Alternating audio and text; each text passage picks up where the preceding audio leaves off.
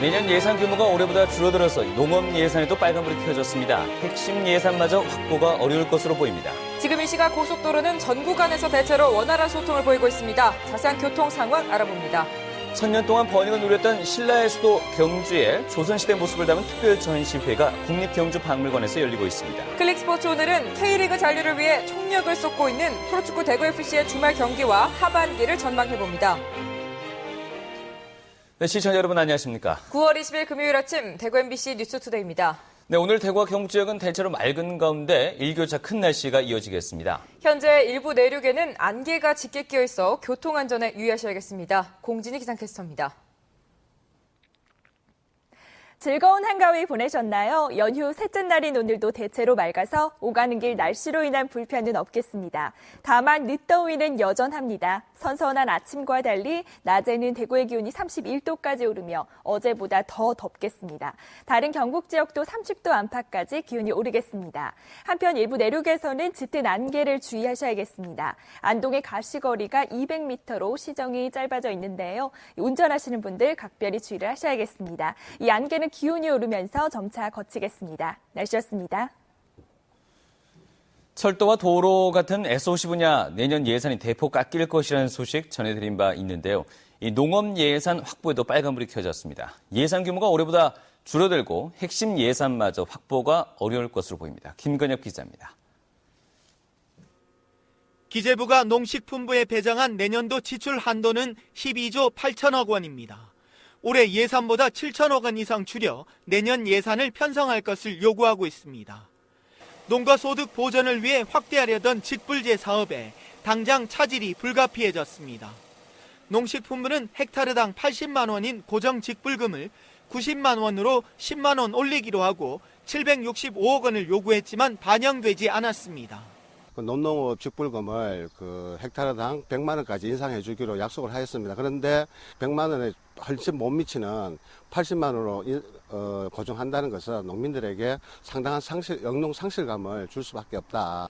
밭농업 직불제에도 문제가 생겼습니다. 현행 밭에서 지목에 관계없이 사실상 밭으로 대상 농지를 확대하고 대상 작물도 채소류 전체로 넓히려던 농식품부의 구상은 무산될 위기에 처했습니다. 또 겨울철 논에 식량이나 사료작물을 재배하면 밭 직불금을 지급하는 새로운 사업은 헥타르당 20만 원, 절반만 반영돼 반쪽짜리 사업이 될 공산이 커졌습니다. 농촌복지사업 예산도 제동이 걸렸습니다. 70세 이상 고령 농가에 이동통신비를 일부 지원하는 사업과 농촌지역 독거노인에게 식품 구입권을 지급하는 시범사업은 예산이 반영되지 않았습니다. 농업 예산 축소가 현실화될 경우 농업계 전반에 상당한 반발이 예상됩니다. MBC 뉴스 김건엽입니다. 경북 지역의 지난 2주간 아파트 매매 전세 가격 상승률이 올 들어 가장 높았던 것으로 나타났습니다. 부동산 114에 따르면 지난 2주간 경북 지역 아파트 가격은 0.17%포인트 오른 가운데 칠곡군이 0.61%포인트로 가장 많이 올랐고 경산과 영천, 구미, 경주, 포항 등의 순으로 나타났습니다. 전세 가격 역시 0.2%포인트 오른 가운데 칠곡군이 0.5%포인트로 가장 높았고 경산과 구미, 경주, 포항 순이었습니다. 전문가들은 최근 828 부동산 대책의 영향으로 호가 위주의 상승세가 나타나고 있다며 가을 이사철과 겹치면서 한동안 상승세가 이어질 것으로 전망했습니다. 지난달 전국적으로 고용 사정이 나아진 것과는 달리 경북 지역은 사정이 나빠진 것으로 나타났습니다. 고용노동부에 따르면 지난달 경북 지역의 고용률은 63%로 지난해 같은 기간에 비해서 0.1%포인트 떨어졌고 실업률도 2.9%로 0.6%포인트 높아졌습니다. 반면 전국의 고용률은 60%로 지난해에 비해서 0.3%포인트 상승했고 실업률은 3%로 변화가 없었습니다. 추석 연휴 셋째 날인 오늘 대구 경북 고속도로는 대부분 원활한 교통 흐름 보이고 있습니다. 자세한 고속도로 교통 상황 한국도로공사 경북지역본부 연결해서 알아봅니다. 박재은 리포터 전해주시죠.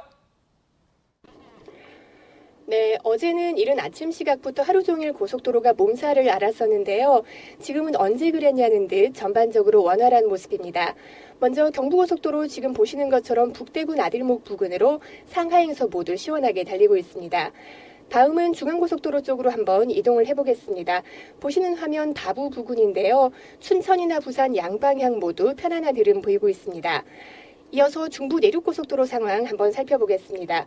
선산휴게소 일대로 차간 간격 넉넉하게 유지하고 있는데요. 다만 안개가 끼어있기 때문에 약간 조심 운전하셔야겠습니다. 계속해서 대구 포항간고속도로 모습 한번 살펴보겠습니다. 도동분기점 부근으로 대구나 포항 어느 쪽으로 이동하셔도 제속도 충분히 낼 수 있겠습니다.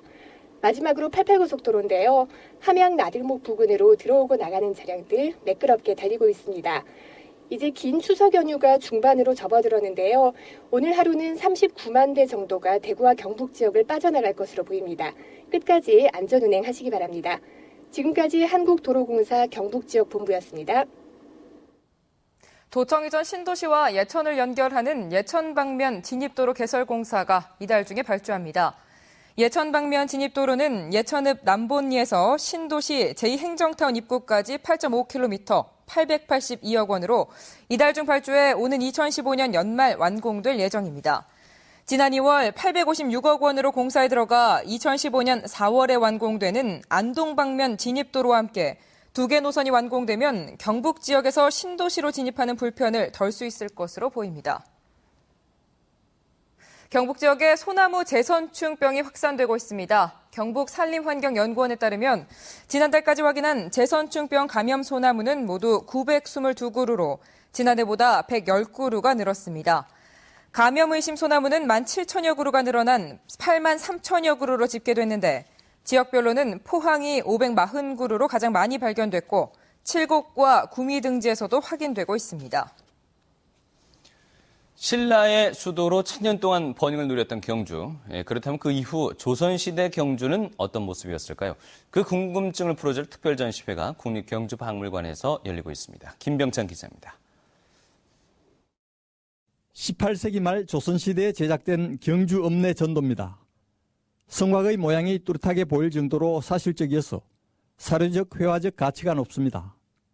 고분과 첨성대도 실물처럼 잘 묘사되어 있습니다. 경주 읍내 전도는 옛날의 모습과 지금의 경주를 비교할 수 있는 아주 흥미로운 자료입니다. 조선시대 경주를 다스리던 부윤이 입었던 것으로 추정되는 갑옷과 투구입니다. 투구의 화려한 용무늬 장식이 눈길을 끕니다. 중요한 행사 때 물품을 옮기는 데 사용한 것으로 추정되는 가마도 최초로 공개됐습니다. 국립경주박물관이 신라 이후의 경주를 재조명하기로 하고 첫 번째로 가진 조선시대의 경주 특별전시회는 오는 11월 10일까지 2달가량 계속됩니다. 전시회는 조선시대 경주의 역사와 문화, 당시 사람들의 생활, 그리고 그들의 생각과 정서를 보여주는 180여 점의 문화재를 선보입니다. 신라 이후에도 중요한 고을이었던 우리 경주가 조선시대에는 어떠한 모습으로 계속 이어져 왔는가를 살펴보는 경주박물관은 이번 전시회를 시작으로 앞으로 신라 이후 경주와 경주 사람들의 모습을 보여주는 다양한 전시회를 갖기로 했습니다. MBC 뉴스 김병창입니다. 의성 조문국 박물관이 박물관 대학 프로그램을 개설해서 운영에 들어갑니다.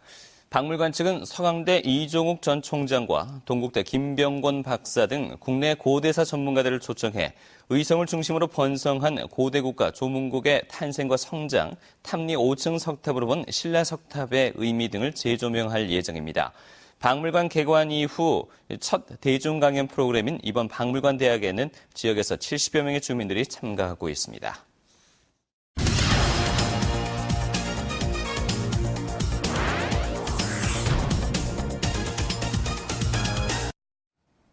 지난 여름 여러 위기들 사이 힘든 시간을 보냈던 대구FC도 이젠 강등 탈출을 위해 모든 힘을 쏟아야 할 가을을 맞이했습니다. 이 경기마다 승점의 의미가 큰 스플릿 그룹 B에 속한 대구FC. 이번 주말에는 경남을 만나는데요. 클릭스포츠에서 이번 주말 경기와 함께 대구FC 하반기를 예측합니다. 서관 기자입니다.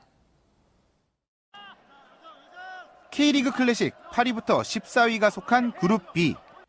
각 팀들이 두 번씩 맞대결을 펼친 뒤 최종 순위표에서 13위와 14위는 챌린지 리그로 강등, 12위는 챌린지 리그 1위 팀과 잔류를 놓고 플레이오프를 펼쳐야 합니다. 강등권에서 위험한 순위인 12위에 놓인 대구FC. 특히 문제는 최근 홈에서 거듭한 부진입니다. 지금 매번 게임들이 상당히 중요한 게임들이거든요. 그래서 한 게임을 그냥 소홀히 할 수 없는 그런 게임들이거든요. 어차피 전부 다 6점짜리고 그렇게 생각한다 그러고 하면은 우리 선수들이 좀 멘탈적으로나 좀 더 정신력을 좀 더 강하게 가질 필요가 있지 않나 그런 생각을 하고 있습니다. 그룹 B에서 상위권에 속한 제주와의 경기에서 기록한 패배도 그렇지만 지난 강원과의 홈 경기에서 승리를 놓친 건 분명 아쉬움이 깊게 남습니다. 경남 경기는 이번에 강원 경기 승리 못했던 거 아쉬움 덜어내고 이번에 꼭 승리하도록 노력하겠습니다. 연휴의 마지막 날인 22일 대구FC의 스플릿 라운드 첫 원정 경기는 사천에서 펼쳐집니다. 스플릿 라운드에서 1무 1패를 기록한 대구FC의 이번 주말 상대는 경남입니다. 앞선 맞대결에서 1승씩을 주고받은 상대인데다 순위표에서도 나란히 위치하는 만큼 치열한 맞대결이 예상되는데요. 경남에게 창단 100승을 헌납한 대구. 지난 7월에는 창단 100승을 경남을 상대로 거뒀던 묘한 인연도 있는데요. 강등권으로부터 자유로운 첫 번째 관문인 11위 경남과의 승점차는 2점. 한 번의 승리로 뒤집을 수 있습니다. 지금보다 좀 더 강한 프레싱이 좀 필요할 것 같아요. 다행히 준비할 시간이 조금 있다 보고 하니까 그 기간을 잘 이용해가지고 좋은 경기 하도록 최선의 노력을 다하겠습니다. 과연 대구FC가 경남을 상대로 한 원정에서 스플릿 라운드 첫 승 달성에 성공할 수 있을지. 연휴 마지막 날 펼쳐지는 시도민구단의 자존심 대결은 강등 탈출이라는 키워드와 함께 뜨겁게 펼쳐질 예정입니다. 클릭스포츠 서건입니다. 대구시가 금호강 둔치에 축구장과 리틀 야구장을 추가로 만듭니다. 대구시는 최근 생활체육시설 이용객이 크게 늘고 있어 11억 원의 시비를 들여 세천교와 산격대교 상류부근 복무동 등지에 축구장 2개면과 리틀 야구장 3개면을 연말까지 조성하기로 했습니다. 한편 대구시는 금호강 생태하천 정비 사업을 하면서 둔치에 생활체육시설 107개와 편의시설 1000여 개 등을 설치하거나 정비했습니다. 경상북도 민물고기 연구센터는 최근 18개 시군에 73만여 마리의 잉어와 붕어 등 토종 민물고기를 방류했습니다.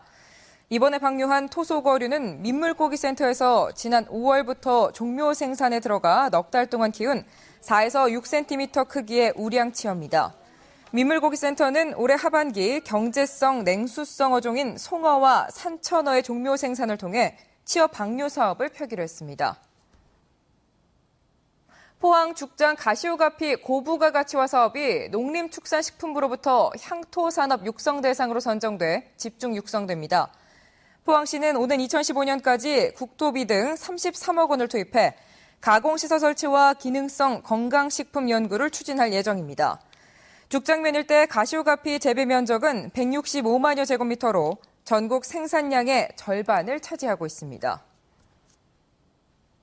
문경 영남효의 김경식 씨가 제38회 대한민국 전승공예대전에서 국무총리상 수상자로 선정됐습니다. 김 씨의 출품작은 전통 방식으로 제작한 달 항아리입니다. 김 씨는 8대째 도자기 가업을 이어오면서 전통 유약과 발물레, 장작 가마 등으로 도자기를 빚고 있습니다. 김 씨는 다음 달 8일 국립민속박물관에서 열리는 전승공예대전 시상식에서 국무총리상과 상금 1,500만 원을 받습니다.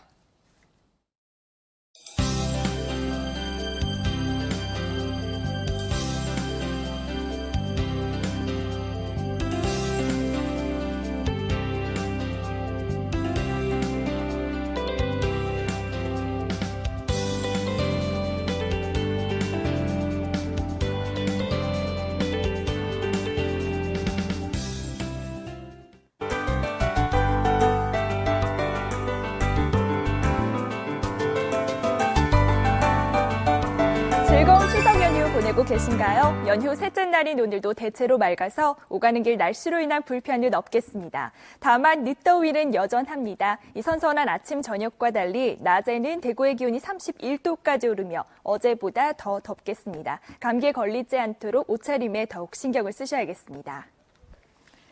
지금 전국이 대체로 맑은 모습입니다. 다만 서해안과 일부 내륙에는 짙은 안개가 끼어 있는데요. 안동의 가시거리 200m로 가시거리가 짧아져 있습니다. 운전하시는 분들 각별히 주의를 하셔야겠습니다. 현재 기온 대구 19도, 낮 기온은 31도로 여전히 일교차가 크겠습니다. 구미와 김천의 낮 기온 30도로 어제만큼 덥겠고 봉화의 현재 기온 13도, 안동 16도로 서늘한 상태입니다. 낮 기온은 30도 안팎까지 올라 어제와 비슷하겠습니다. 포항의 낮 기온 31도까지 오르겠습니다. 물결은 2m까지 일겠습니다. 내일부터는 구름량이 많아지면서 다음 주 화요일과 수요일 비 소식이 있고요. 일요일부터 낮 기온이 30도를 밑돌겠습니다. 날씨였습니다.